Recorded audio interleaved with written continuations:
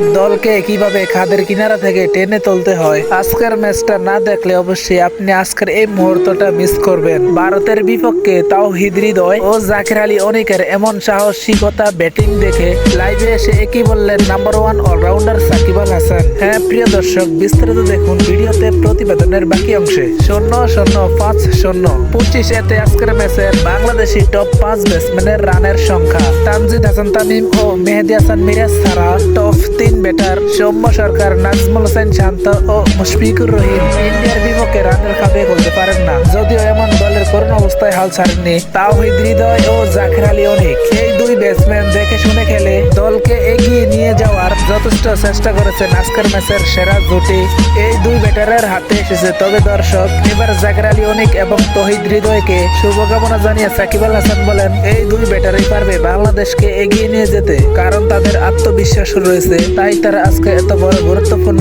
একটি ইনিংস খেলতে পেরেছে।